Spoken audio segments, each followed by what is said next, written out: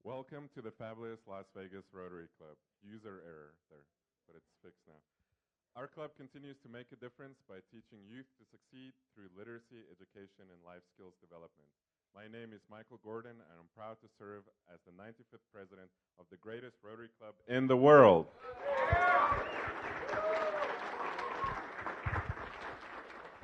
To open our meeting today, I would like to call to the front Richard Jost.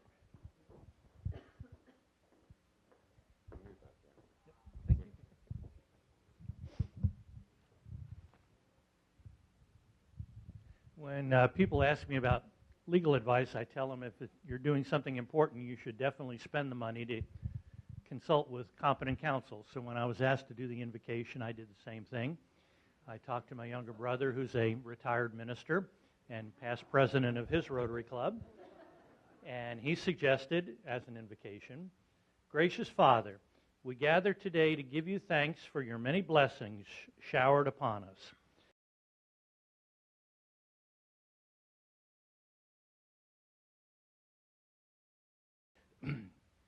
Of this Rotary Club to share the blessings you have given us to make a difference in this community, we give you thanks. For the food we are about to receive and the hands that prepared it and served it, we give you thanks. For the Golden Knights having the best record in the NHL, we give you thanks. All these things we offer up to you in thankfulness and praise. We pray this in your holy name. Amen." Thank you. Thank you. Very appropriate there. And our song leader today is one of our newest members, Adam Homey.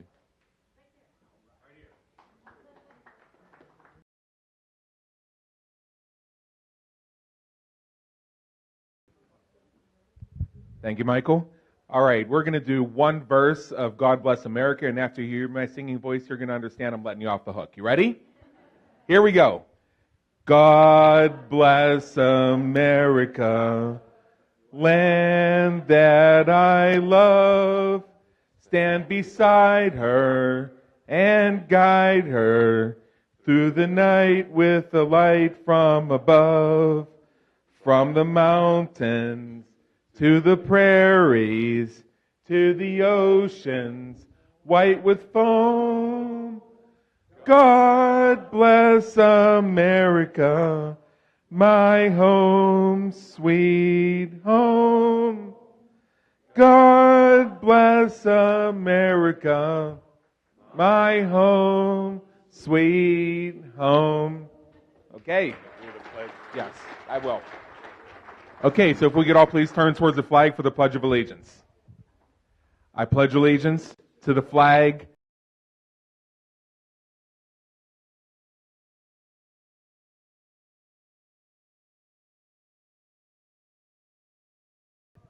Thank you. Thanks. You may be seated. Our Sergeant at Arms today is Tony Kern. Tony, are you ready to be of service? Yes, I am. I'm on green. Thank you. Thank you. Do we have any international visiting Rotarians, Bob?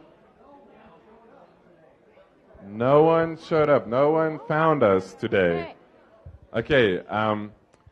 Are there any visiting Rotarians?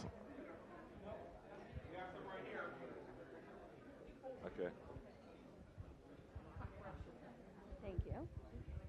Hello, everyone. I'm Stephanie McAlilly from San Antonio, Texas. I'm a member of the San Antonio Northeast Rotary Club. Wait a minute. And I have a guest. We have about 40 members in our club. And we're very active, though. And I do have a guest with me also. Yes, my name's Jose Lopez. I'm visiting. I'm her guest, so just stop by and say hi. Sure. Welcome. And Any? wait.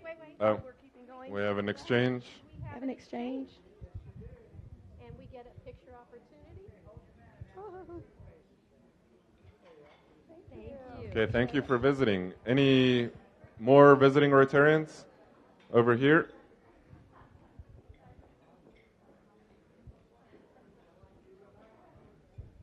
Still on green. Good afternoon, everyone. My name is Tony Holmes. I'm from Anchorage International Rotary Club in Anchorage, Alaska. And this is my second visit to see if I'd like to make this club, and you would have me as a member. I believe your search for a new club is over. More visiting Rotarians? Okay, then let's move to guests of Rotarians. Plenty of guests. My guest today is Stacy Watkins, and Stacy is a Senior Vice President at Nevada State Bank, a Regional Manager, and she is also the immediate past chair for Junior Achievement. So she would be a wonderful Rotarian, don't you think? Welcome, Stacy, today.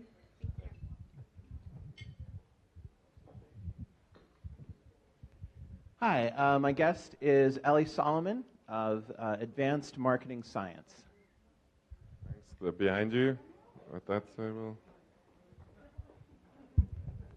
Good afternoon, Matt Nelson here. I have a guest, Mark Ashworth. He's in the financial services with Capstone Partners and a native Las Vegan.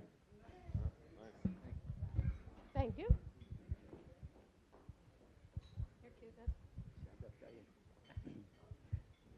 Diane, you can stand up.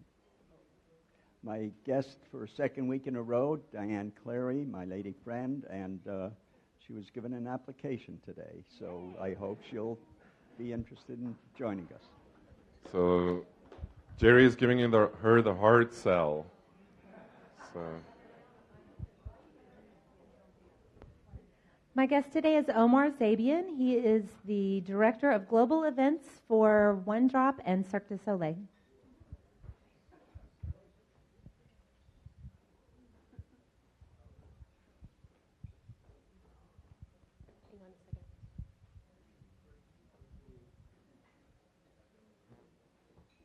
And my guest today is my son, David Maffey, and he is part of our Tiberti Real Estate Division.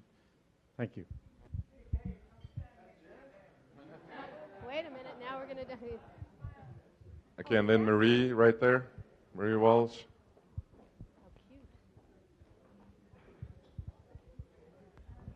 I'm very happy to introduce my sister-in-law, Camille, who out of the kindness of her heart filled in for John today and helped me, and I think that was great. Thank you. Thank you. And then... I have a guest with me today. He's a mortgage associate of mine and a very good friend. His name's Jeff Huckabee. Any other guests?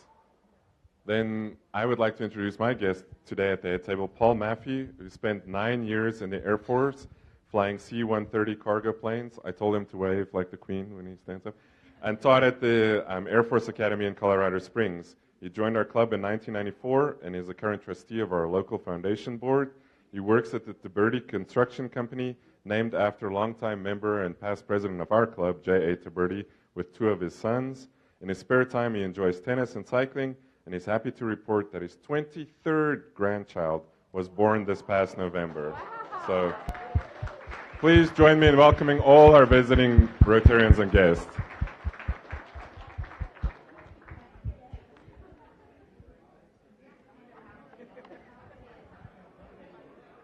Moving right on to updates on members. If you could please give the microphone to Janet Linder right there to tell us how some of our members are doing, who've been in the hospital, some are out, some are still there. Okay, I'm reporting out on Ted McAdam again. Stephen and I made a big pot of slumgullion goulash, whatever you call it. We made it up. Anyway, we made a big pot of it and took it over to Ted and Diana. He's quite thin, quite frail, quite weak, but on the mend. And he was kind of nervous. He was like counting days out of the hospital because he had 2 bouts with that. So anyway, he's home free right now, so keep him in your prayers. And also Bill Granda, I'll report out on him real quickly. We also took them food out of the same pot. We made a big pot. So Bill looks very ashen, and he's very thin as well. And the prognosis is not good, so please keep him in your prayers as well. And Deb as well. And then I have an update on Tom Wizenan, past President Karen's husband. His surgery, his aortic valve replacement surgery is done. He's recuperating in California. Ty Hilbrecht also needs all the help and prayers and visits that you can spare. And then if you could take the microphone to Marie Walsh for another update. Hi, everyone. This is an update on my brother John. He was hospitalized 3 weeks ago in California, but has since been transferred back here to Las Vegas. He is in Sunrise Hospital, and he's coming along. It's going to be a long recuperation, we think, but they're working on him. And if you would like to send him a card, I would appreciate it if you would send it to his home, because we go there every day, so we'll bring the cards to him. And I know he wants to say hello to everyone, and thank you. And we have a card also that's going to be circling right now for John, so if you want to sign that. But more than that, please text, call, visit if you have time for Ted McAdam, Bill Granda, Tom Wizenan, Ty Hilbrecht, and John Injemi. This is the family of Rotary. Let's keep them in our thoughts and prayers. And then moving on, we have our Sweetheart, our annual Sweetheart Luncheon on February 8th. So 2 weeks from today, please bring your sweetheart to lunch and tell them and show them what you do every Thursday at lunch. So for an accurate RSVP head count, please sign up in the book and we will get to that. I'm going to get to you, Jim Tucker. I'm going to get to you. I got the mic. And you're a past president, so please, sir, go ahead. Okay. Never mind what's on the agenda. It's your meeting. Well, guys, we sold out the board. So we'll pull the numbers next week, and I would like to thank all the Rotarians who participated, because half it goes to our foundation. Thank you all. Thank you. Also, speaking of the foundation, there is a foundation board meeting this afternoon in the Vintage Room, which is the wine cellar in the back. And that sounds nice, and that's how we make decisions here for the foundation, in the wine cellar.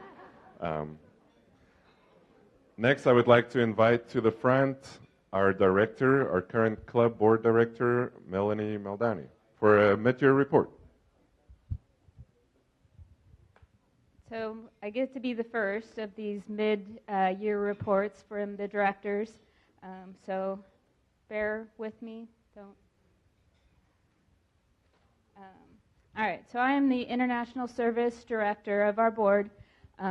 We have a couple of different areas. If you remember from our assembly at the beginning of the year, I went through those and kind of our goals that we wanted to do. So now I'm trying to give you an update on what we're doing. They keep giving me money. I love it. So they gave me $10,000 to put towards international projects this year. We have done that. We have decided to spend $8,600 in Nicaragua on a creation of satellite university for careers in medicine, dentistry, and optometry. With all the matching grants from TRF and Pause and Smile, the district, that would be $30,100 that would go towards that program.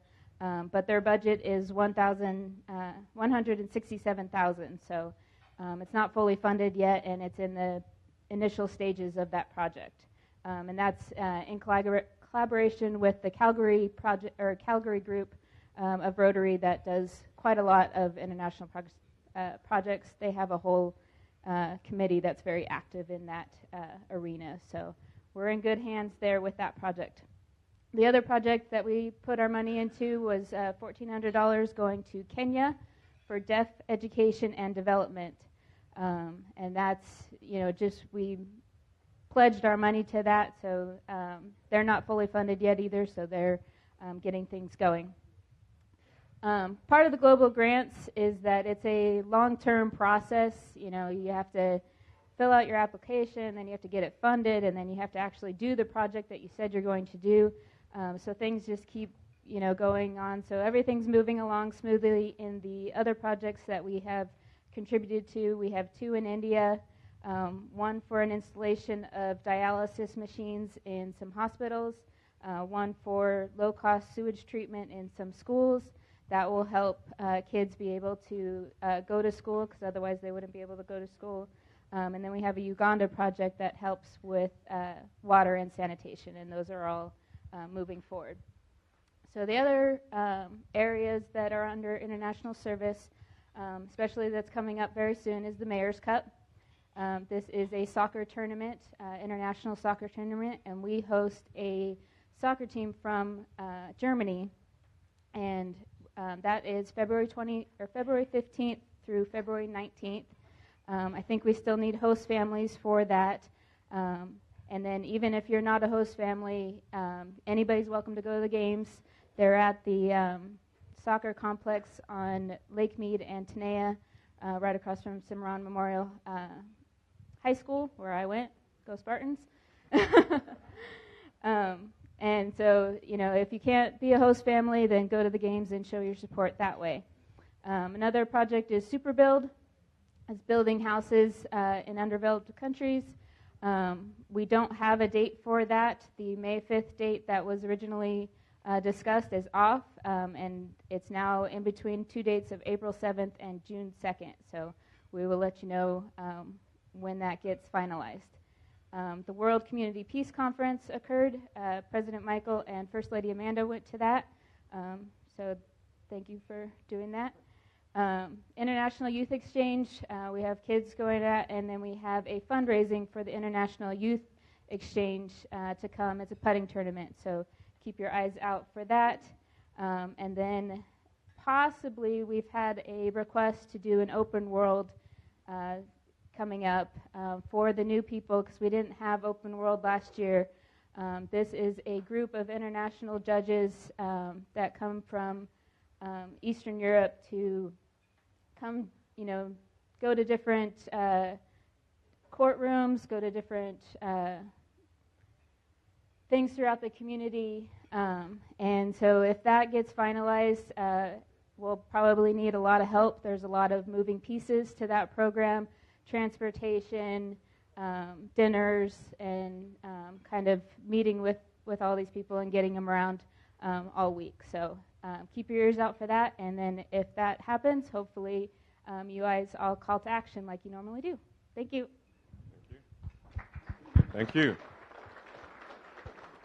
As Melanie mentioned, we are diversifying economies worldwide, and STEM jobs is not just here, but we're doing it in Nicaragua and Kenya and Uganda and everywhere. So thank you, Melanie, for your work on that.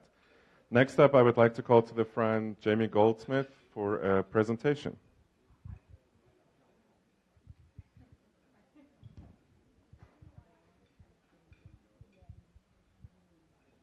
You want to call it?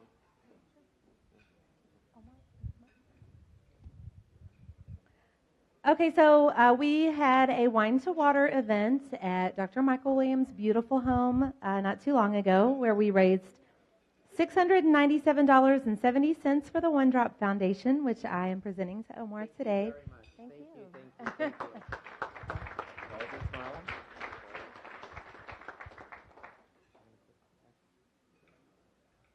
You want to say what it will go to, or just like 30 seconds? Yeah, I don't think a lot of people know it goes to the local. Yeah, okay. 30 seconds. Hi, everyone. Thank you very much for this. We really appreciate it. So, One Drop is a foundation that was started in 2007 by the founder of Cirque du Soleil, Guy Laliberté. One Drop's mission is to provide access to safe water around the world. So, Las Vegas is very important to us, and this will go to fund projects locally here in Las Vegas. So, Jamie, thank you very much for this. And thank you all, and it's a pleasure to be here with you today. Thank you. Thank you. Thank you. Thanks. Next up, it is the final meeting of the month, and I would like to present a 4-way test coin to the person who went above and beyond this month. And this month, this person, as president, you get emails from members telling you, oh, you should do this, or oh, you should do that. And I'm always interested to know how much time people think I have in the day. And it's all good ideas, right? All great ideas, and I'm thankful for that pieces of advice. But this person actually went out and did it, said, here's an opportunity, and I said, can you please take care of this? And this person did it. So for that, I would like to award this month's 4-way test coin to President-elect Jackie Thornhill, If she can come to the front. And I will tell you what she did. So NV Energy has their own foundation, and it's called the Power of Good, and they give money specifically to the military, and they are looking for worthy organizations to spend some of their money. And Jackie took it upon herself to apply for our Wetzel Awards. So thank you, Jackie. Pause and smile.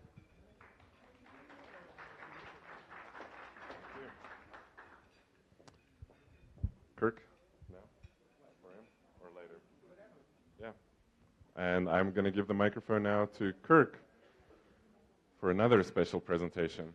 Well, it's kind of special presentation. Well, it is a special presentation. So a little bit, around 6 months ago, I was on Facebook, and I saw this amazing video, and then I shared it with my now fiancée, and she informed me that when I go to buy an engagement ring, that this is where I had to get it.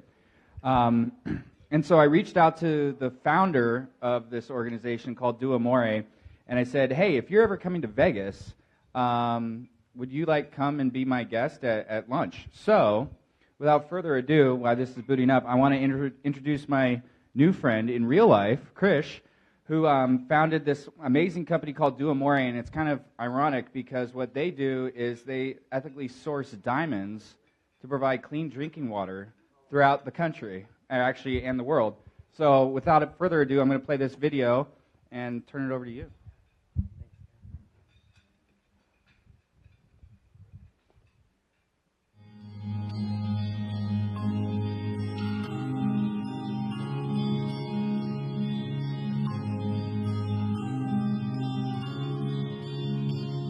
Bothering me that every time I found a ring I liked, it came with questions of ethics. And so over the next 18 months, I worked on learning everything I could about the industry, and I began to craft what would be, the most ethical ring possible. Recycled metals, complementary stones, even eco-friendly packaging.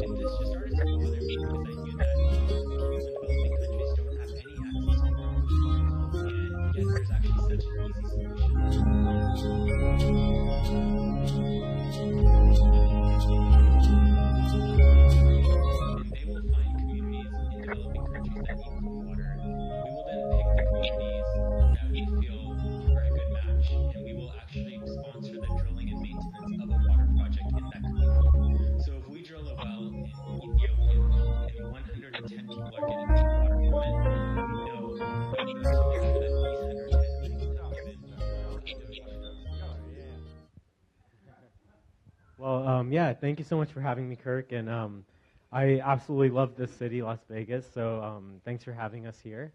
So like Kirk was saying, I'll just give you a very quick background because I know we have a great speaker ahead of us, and I really want to hear her speak. So right when I graduated school, I joined Shell Oil, and I was really excited about joining Shell because I was going to move back to Houston, be with my family. The first day I get to Shell, they tell me we're moving you to a small town in Louisiana, and you're going to live on a drilling rig for a year. So, I was excited about it. I went to go live on this rig, and over the next few months, I would watch well after well be drilled. And very quickly, I learned it is actually very hard to drill for oil. It takes weeks and months. But when you start drilling, you hit water within minutes, or even at the most hours. And so seeing the water crisis firsthand, living abroad and traveling, this started to bother me. And I knew that one day I was going to leave my oil and gas career and I was going to bring clean water to the world. And so I began to research this. I was going to build a nonprofit to do this. And very quickly I learned there are already many organizations that do this. There are many organizations that are dedicated to doing this. So instead of just creating my own organization and reinventing the wheel, I thought, why don't I actually help one of these organizations that already exists? So I wanted to sell a product that was expensive and that was very high in volume so that every time I sold a product, I could really make a substantial difference. And around that same time, I was beginning to look for a ring for my then girlfriend, now my wife, and I was very bothered by the ethics of the industry, and I decided, you know what, if I can take an engagement ring, it's an expensive product, they're high in volume, it's the perfect product to be able to sell and give some of that to clean water. And so I began crafting an ethical ring from recycled gold. I found an ethical diamond in Botswana that I sourced for her ring. And on the day I proposed, I also funded a water well in Haiti that was recently affected from the earthquake. And once people began to hear about our ring and the story, I started getting texts and phone calls saying, hey, I'm proposing soon. Can you do the same thing for me? Can you do the same thing for me? And so I started doing this. And about a month after proposing, I decided, you know what, if I can even save a few lives, it's worth it. And I quit my job. And this is what I do now. And what I would say is what I have learned from doing all of this is that one of the best things you can do for business is to give back. We don't even have to market our company anymore, because when someone gets engaged, they go and tell everyone on Facebook and Instagram how their water is actually providing someone, how their ring is providing someone to clean water. And we no longer have to market or advertise our company. And what I've learned is, by giving back in business, you can actually really bring huge change to the world, and it actually makes good business sense as well. And so now we're able to grow our business with great normal business practices like any other jewelry company would want to, but in the process, we're bringing people clean water every day. So really appreciate you all having me. Thank you, Kirk, and thank you all so much for having me here. Yeah. Thank you. What better segue for Rotary, right? Giving back in business, and now you have new friends for water wells with One Drop, so it all comes together in this room. So I'm going to give you guys about 3 minutes to enjoy lunch and fellowship.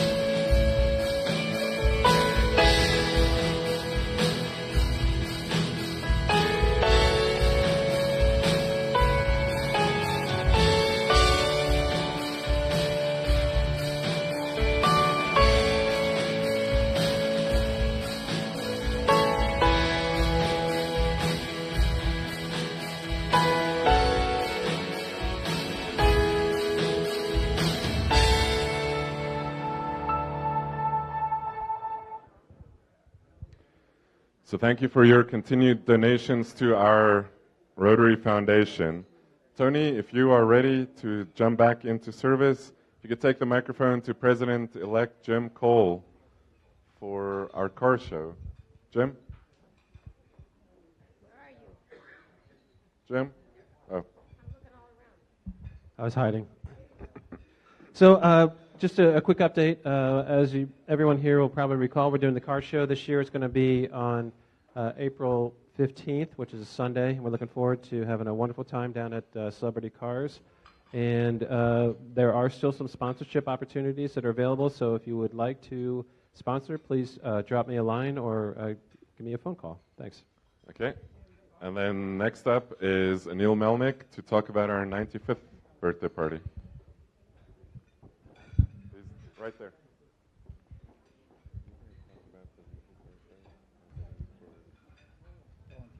Okay, so I hope everyone will attend our 95th anniversary party taking place right here in Lowry's, April 5th at 6 p.m. We're going to have some great speakers, and it's going to be a wonderful evening for the club. Thank you. Sure, thank you. And then Kirk Alexander, so you're bouncing back and forth between those tables. All right, I just wanted to remind you that RILA is the 16th through the 18th of March. Anybody that has a student they'd like to promote, we'd like to get an application put together for them by next week. And if you're interested in participating at all in camp as a facilitator, or if you've already been as a facilitator and would like to consider being a continent leader, please let me know. Again, that's very early in the morning on Friday, the 16th of March. The kids leave at no later than 6 a.m. from the South Point, and they return to the South Point on Sunday afternoon. Yes. Steve would like for me to remind you that Rotary Youth Leadership Awards is what we call RILA. Okay, so it's a student competition that's for kids that are 17 years old, juniors in high school, and we usually interview kids from our 3 Interact clubs. So the 16th through the 18th. Okay. More questions afterwards. I got to cut Kirk off. So right. Talk to Kirk afterwards. And then is Kathy Delvey here, past President Kathy? Yes. Thank you, because otherwise we would have had to give the microphone to Russ Swain. And so luckily you can make the announcement about the soccer team. So I'm the substitute of Russ. That's good. So I guess I'm talking about the German soccer team coming. And are we still looking for hosts? I thought we were done. Does anybody have a spare bedroom and that's not doing anything President's Day weekend? Because we would love to have you join in with the soccer team and sponsoring 2 members from the German soccer team, which is really interesting because they're pro athletes. They get paid, they're under contract, and they're 16 years old.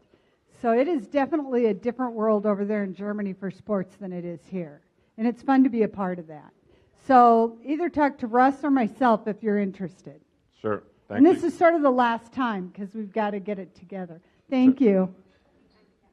Thank you. Then I'm going to announce there is a new member orientation on Tuesday, February 6th at the home of Steve and Janet Linder with plenty of wine and maybe some food, but at least the wine.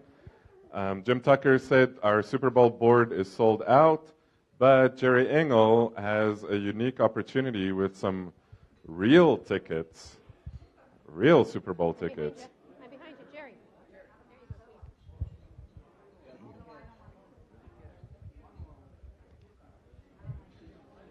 I received an interesting email today from a friend back east, and he says this. He says, I know it's a little late notice, but a friend of mine has 2 tickets to the Super Bowl in Minneapolis at the new U.S. Bank Stadium on Sunday, February 4th. They are box seats, and he paid $3,500 per ticket, which includes a ride to and from the airport, lunch, dinner, a $400 bar tab, and a pass to the winner's locker room after the game. What he didn't realize when he bought them last year was that it's on the same day as his wedding. So he said, if you have Any friends? He's looking for someone to take his place. The wedding will be at St. Paul's Church.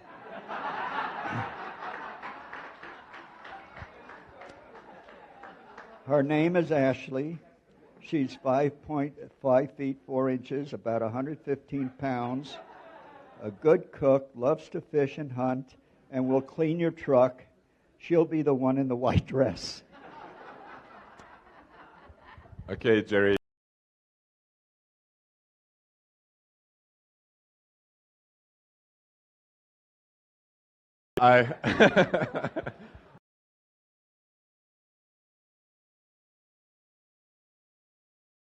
Weekly car show.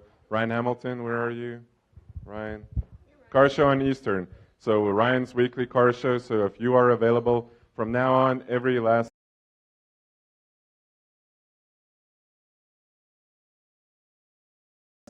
Anything you want to add, Ryan? Anything I'm missing? Yeah, it is on Eastern. It is not at my showroom though. So just to be clear. On some sponsorships that'll benefit.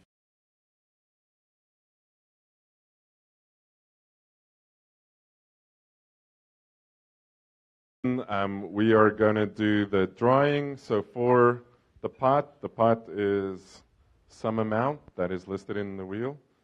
I don't know exactly what it is, but the number is 848-385. 848-385. Oh. Going once. 848-385. Going twice.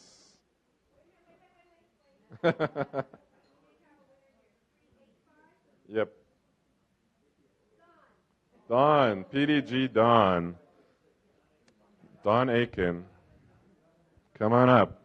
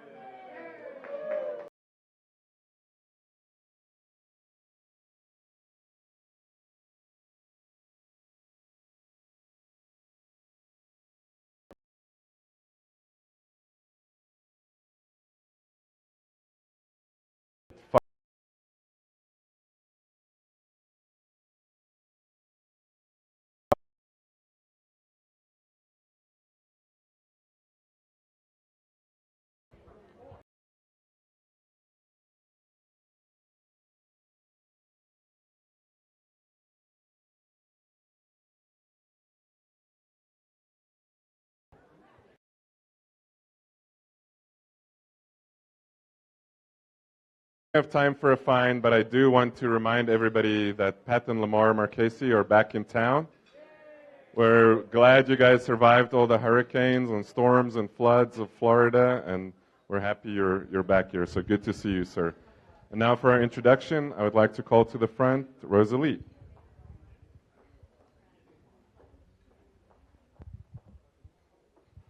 Hello, everyone. Thank you for silencing for me. That's very gracious.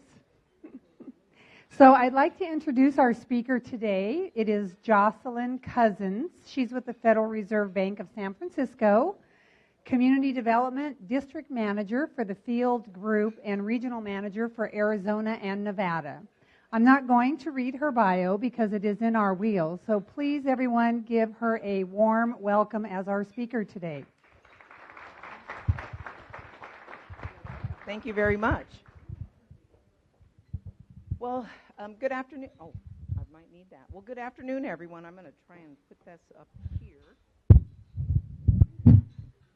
There we go. I'm very pleased and excited to be here today to chat with you a little bit about our Small Business Credit Survey. So as she indicated, I'm Jocelyn Cousins with the Federal Reserve Bank of San Francisco, but I am a Las Vegas resident for almost 20 years. So this is my home. And so the topics that I talk about, and especially when I can talk about things that are relevant to Nevada and the Nevada residents, it's more important to me and more near to my heart. So I'm really excited to be here. So as business professionals, I hope that you find the information that I'm going to provide today informative. I do want to emphasize that I am not an economist, so please don't ask me any questions about rates or anything like that, because I don't have any answers, and your guess is as good as mine as it relates to rates. So let's dig in a little bit. So the Small Business Credit Survey is a national collaboration of the community development offices of the 12 reserve banks across the country. It was designed to provide timely information on small business financing needs, decisions, and outcomes to policymakers, researchers, and service providers. The Small Business Credit Survey is an annual survey of firms with 500 or fewer employees. These types of firms represent 99.7, that's a pretty high number, percentage of all employer establishments in the United States. Respondents are asked to report information about their business performance, financing needs and challenges, as well as borrowing behaviors and experiences.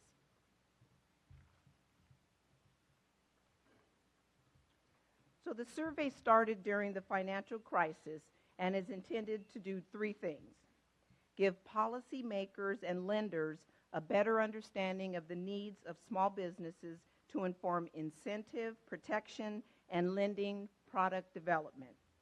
Provide small businesses, like some of you here today, and technical assistance providers with information to make informed decisions about credit strategies, and to give researchers more information to better discern what will help businesses grow more, grow faster, and grow the economy. So in 2017, the Federal Reserve Bank of San Francisco produced a 12th district report that showed data from 6 of our 9 western states, including Arizona, California, Hawaii, Nevada, Oregon, and Washington. And of course, I'm going to focus on Nevada today. So I do want to thank the community partners that helped us get the survey out. And that included Nevada Small Business Development Center, Northern Nevada SCORE, and Clearinghouse CDFI. So without their partnership, we would not have a Nevada-specific report. So I really appreciate their partnership. So the previous slide showed that in 2016, we received a little over 10,000 employer firms and 5,700 non-employer firm responses. This slide shows the geographic distribution of the responses received. For some reason, I'm not sure why they did this, they put Nevada into the mountain category I consider as part of Pacific. But anyway, with that said, you'll see that we only received 8% of the total responses from across the country. Our region only received 8%. And I'm hoping that we can get more responses during the next cycle and the next survey, because the more responses we get, the better data we have for Nevada. So, and I'm going to hopefully look to you all in the membership here to help get the survey out the next time. So now you know me, so when you receive an email from me asking for your participation, you'll know why. Because, good data in is good reports out, and that's what we're hoping to accomplish going forward. Okay, so let's get started. We're going to start with some national results, just to kind of lay the framework from across the country. So the majority of firms reported that they were profitable and had growing revenues. 61% of employer small businesses faced financial challenges in the last year. The most common way employer firms coped with financial challenges was by self-funding. And most firms sought $100,000 or less in financing. And banks are the most common source of credit. Smaller firms also frequently turn to online lenders and other sources. So that's what we see across the country. So now let's look at dig in to Nevada results. So in Nevada, there were 114 respondents for the 2016 survey, and we need to get that up significantly. Nevada businesses reported a healthy performance and optimism about future growth and modest debt expectation. Operating expenses and credit availability remain as one of the biggest challenges, and a majority of firms applied for funds to grow their business.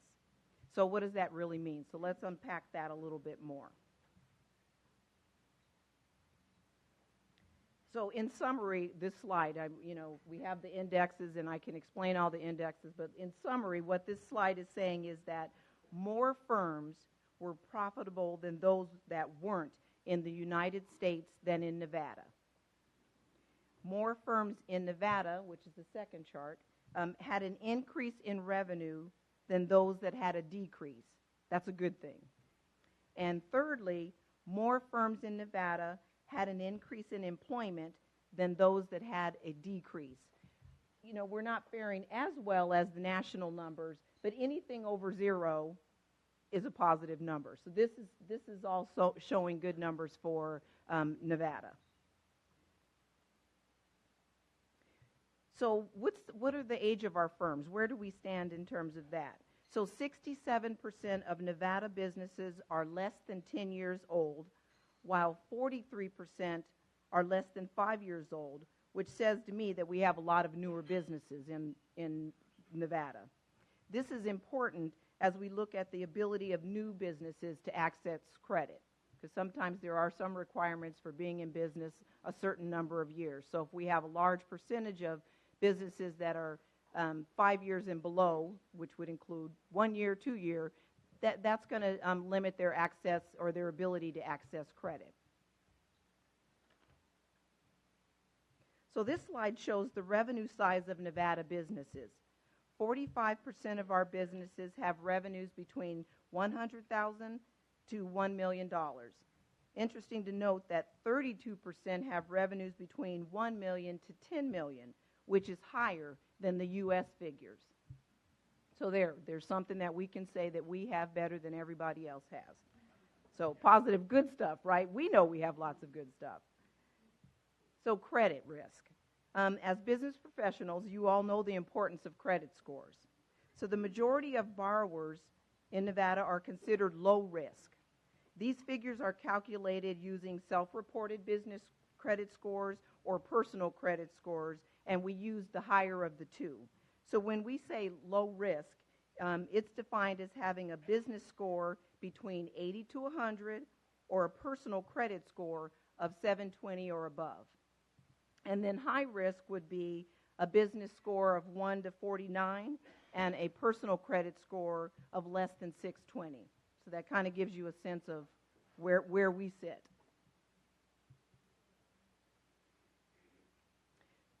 So a large number of firms are not growing, which is similar to the, a large number of firms are not growing, which is similar to the U.S. But as you can see, 31% of Nevada firms are growing, which means that they have increased revenues, increased employees, and plan to increase or maintain the number of employees.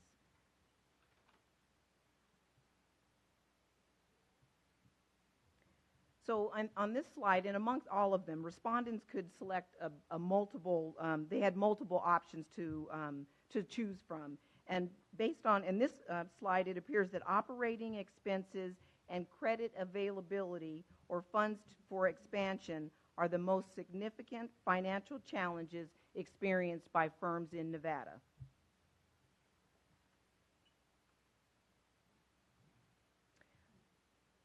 Of interest here is that significantly more Nevada businesses use personal funds than the U.S., and fewer use external financing.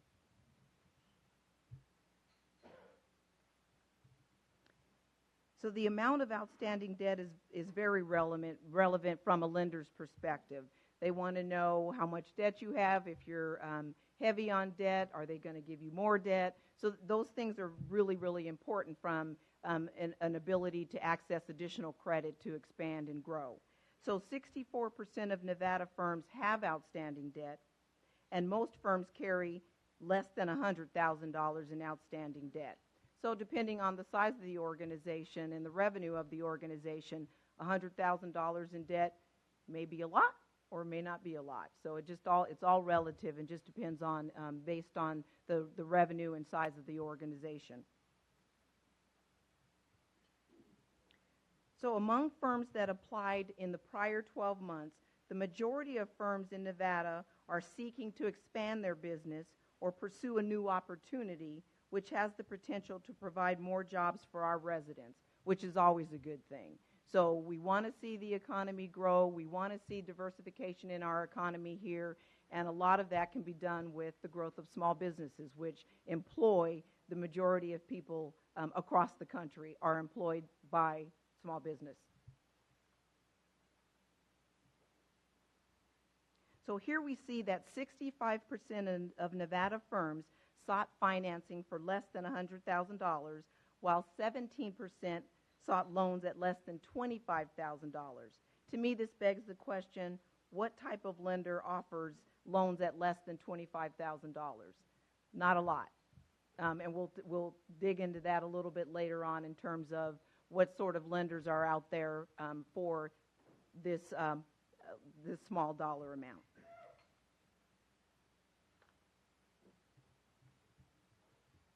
So why do businesses apply for financing? What's their reason? The two key factors in an application are the chance of being funded and the relationship with the lender. So Nevada firms rely on existing relationships with lenders.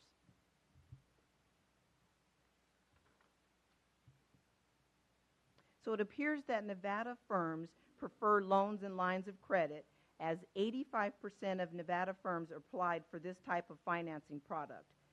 We hear from some businesses that they use credit cards to fund their operating expenses, but based on this, only 32% of our businesses use credit cards.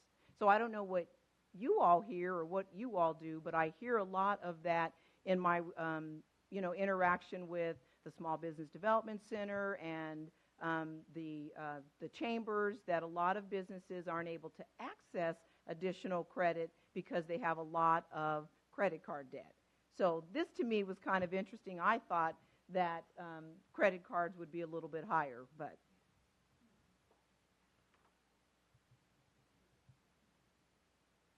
so the previous slide indicated that 85% of firms applied for a loan or a line. So what type of lender are these businesses applying to? So 46% of Nevada firms applied for a loan or line with a large bank, and 31% applied with an online lender. So how many of you, I'm curious, are hearing more and more about online lending?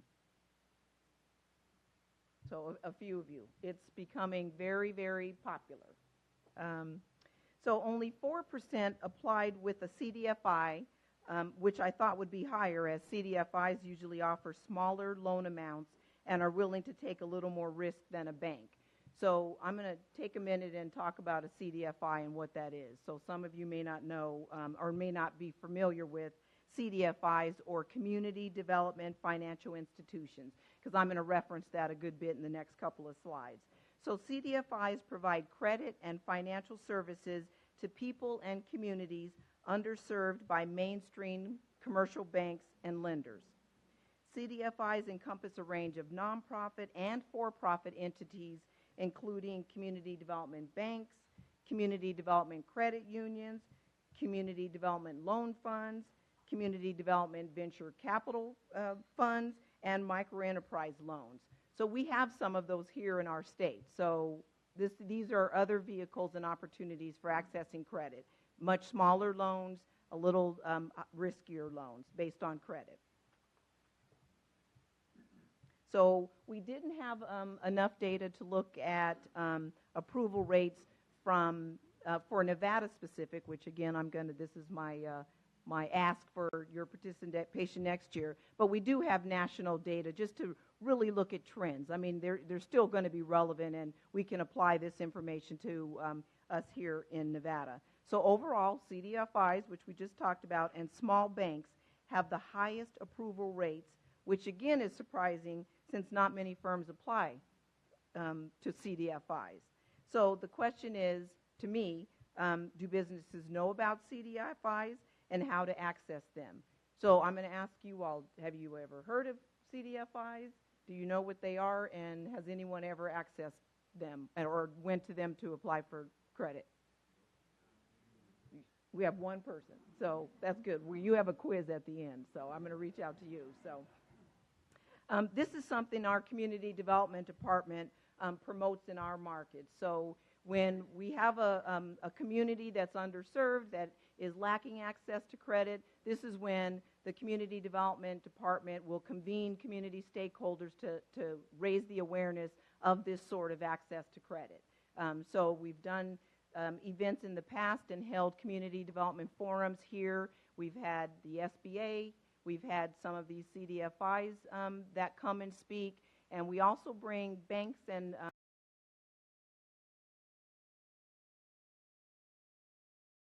bank is declining a small business, then they should be referring those businesses to the CDFIs that we have in Nevada. And we do have 3 that work across the entire state. So there is opportunity there. This is definitely an underutilized resource, and it's my job to help more small businesses know about CDFIs.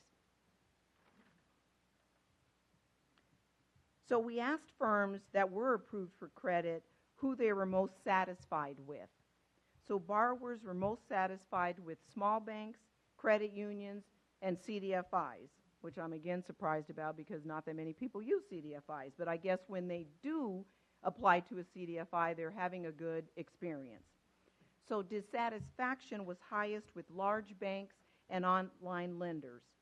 Firms cited high interest rates, unfavorable repayment terms, long waits, difficult application process, and lack of transparency.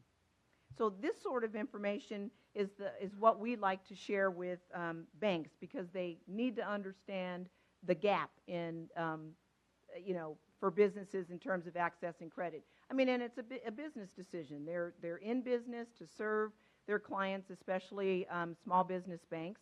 That's their focus. So they need to, this information is relevant to them because they can understand what they're missing and what they need to change and what programs should be, I say, rejiggered in order to be able to bring more small businesses to their bank.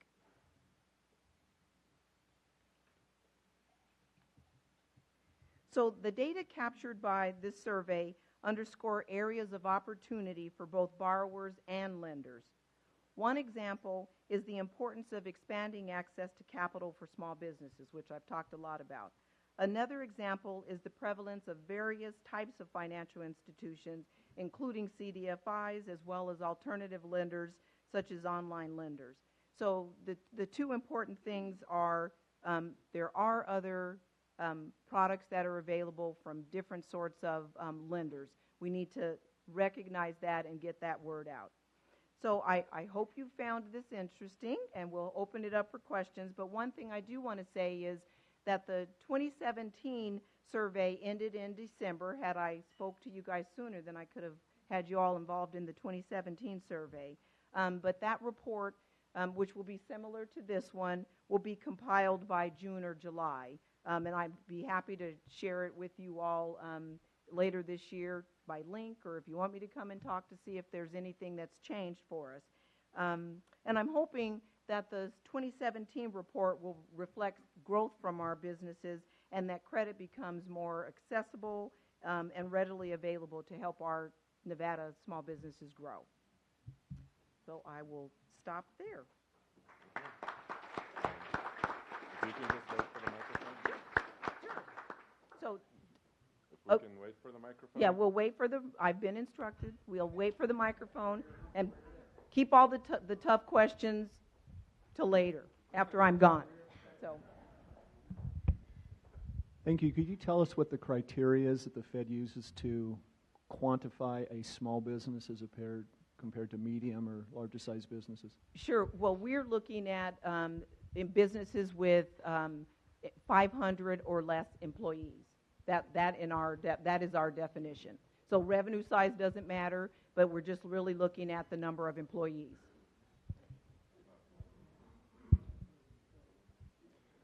So how does what's the relationship with the Small Business Administration with what you're talking about? As it relates to their definition?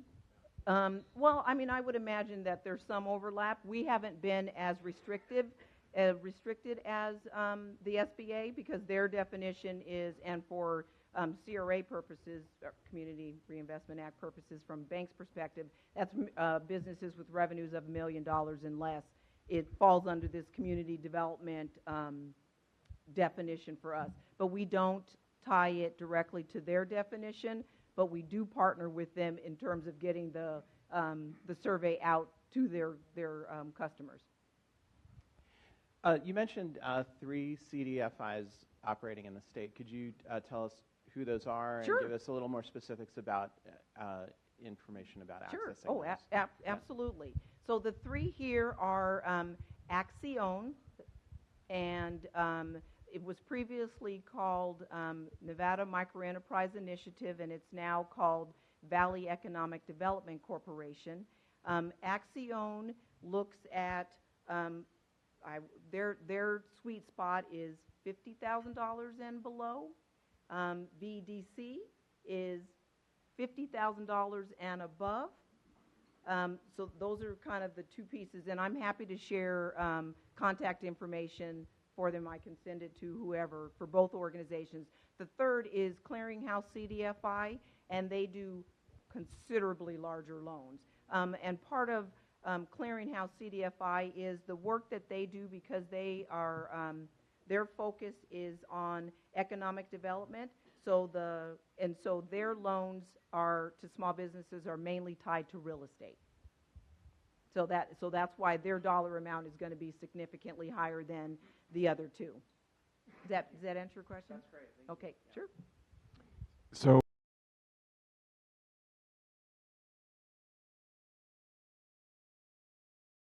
your analysis? Well, factoring was actually one of our areas of on one of our slides. So I don't know that we specifically target that organization, but if they fit within our definition, then they're definitely included. And so, you know what, I could probably, too, what I think we need to do is get a better sense of the makeup of the respondents. That might be helpful information, too, to be able to say, of the 10,000 people that responded, what industries did, and I'm sure they have that information, what buckets did they fall into, and we could do that, too, for the Nevada respondents as well. We just need more Nevada respondents. Have I said that enough? So, okay.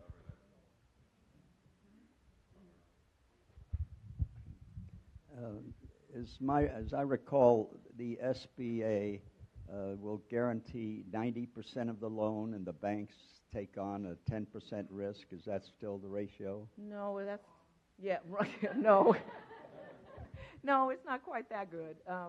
You must be a banker. Are you? I'm going to let you hit that one. Can I defer that one to you? Do you know the percentage? Well, sure. But my question is, if SBA will turn you down, then why would your organization consider lending to somebody that's already been turned down by the SBA? Perfect question. So CDFIs are funded through investments from financial institutions, banks, and so their mission is they are mission-driven organizations, and the 2 smaller ones I referred to are nonprofit CDFIs, and their mission is to assist small businesses that can't access commercial loans from commercial institutions. So they will only give you a loan if you've been declined by a bank. And they're able to take on a little more risk. Their risk profile is a little looser than commercial banks because their dollars are at a lower rate from the investors in their fund, if that makes sense. Okay? Where are we going? What is the net effect of the legalization of marijuana in California and Nevada?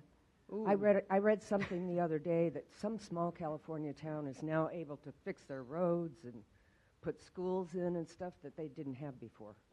That is a good question. I don't have information on that one. I'm sure our economists have researched it because it is bringing a tremendous amount of revenue into the markets. But I can find some research to share, but I don't have an answer to that one. Sorry. It's great. Yeah. Lots of revenue. Yeah. So. Well, with that, thank you, Jocelyn, for coming to speak to us. Just hold on.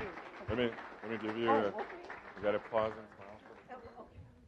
So I would like to present you with our Share What You Can Award, where we will give a warm meal to a homeless vet in your name.